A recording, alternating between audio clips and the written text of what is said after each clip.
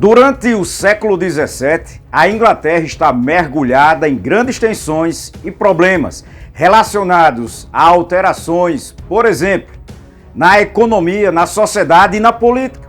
Essa dinâmica de mudanças já vinha se processando desde 200 anos, 300 anos antes, quando a burguesia vai se fortalecendo no próprio poder.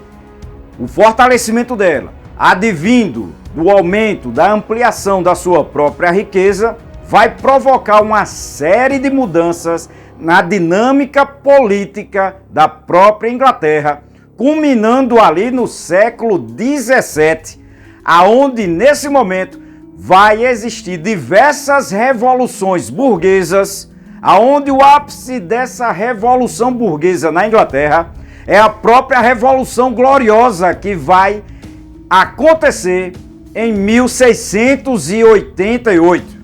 Nesse ano, a própria burguesia, impulsionada pelo seu próprio desejo de aumentar o seu poder e criar as leis, vai submeter o rei ao controle do próprio parlamento.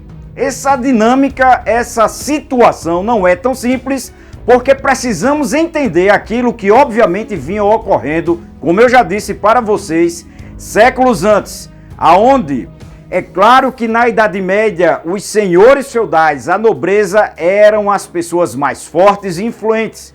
Isso vinha por causa da sua própria riqueza. Riqueza essa que estava ligada à própria propriedade da terra e à produção que ela produzia, ou seja, os artigos, a própria produção, a riqueza e os impostos recolhidos da própria produção e do trabalho, por exemplo, dos servos. Porém, assim como em diversos outros países europeus, a dinâmica comercial que foi se ampliando, por exemplo, depois das cruzadas, com a abertura do Mar Mediterrâneo, o controle do Mar Mediterrâneo pelos próprios europeus, assim como em maior escala com a descoberta das Américas e o comércio com a Índia e regiões da Ásia, fez com que aqueles que estavam envolvidos no comércio ampliassem dramaticamente a sua riqueza. Esse renascimento urbano, renascimento comercial e renascimento cultural vão provocar mudanças significativas que vocês têm que estudar nas minhas outras videoaulas para entender isso que estava acontecendo, que estava se processando na Europa. Essas mudanças são fundamentais. Mudanças ocorridas na transição entre a Baixa Idade Média e a Idade Moderna, que vai criar condições propícias para o fortalecimento da burguesia. E como vocês sabem, a burguesia ampliava o seu poder por causa da ampliação do comércio e da riqueza que vinha disso. E nesse contexto, como a Inglaterra se envolveu nessa própria situação dinâmica do comércio, ampliando esse setor, ampliando o desenvolvimento comercial, como por exemplo, ao longo da dinastia Tudor, ali sob o governo de reis muito importantes, como o famoso Henrique VIII, assim como sua filha, a Elizabeth I, que impulsionaram essa dinâmica comercial e com isso o fortalecimento da burguesia, vai criar no século XVII as condições propícias para a tomada do poder da burguesia sobre o Estado inglês. E nesse contexto, na outra dinastia, a dinastia Stuart, a dinastia do rei Jaime I, assim como do seu filho, vai sofrer profundamente com a pressão advinda desses grupos ligados ao mercado, ao mercantilismo, esses grupos burgueses que queriam mais e mais espaço e liberdade comercial para poder negociar e, consequentemente, ampliar sua riqueza. Por causa disso e dessas disputas que estão acontecendo, entre outros fatores, vai também acontecer a chamada Revolução Puritana, uma guerra civil na própria Inglaterra, que vai levar a uma tragédia muito grande quando o próprio rei Carlos I foi, inclusive, morto, com a punição efetivada pelo parlamento britânico.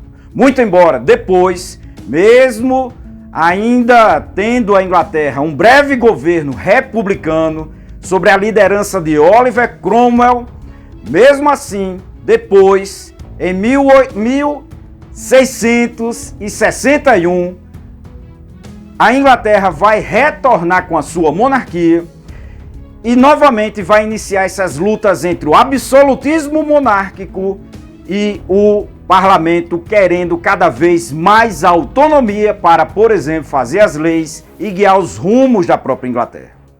Essa situação que vai se desenrolar na Inglaterra vai acabar gerando o enfraquecimento da monarquia inglesa e, nesse contexto, o sucessor do rei Carlos II, o rei Jaime II, vai acabar perdendo o controle de sua nação, perdendo o controle e a sua coroa. Ou seja, simplesmente ele vai ser banido, ele vai sair da Inglaterra, aonde a coroa vai passar para um príncipe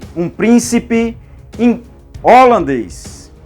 E aí, nesse contexto, ele vai assinar uma lei muito importante, aonde ele abria mão desse controle absoluto na própria Inglaterra.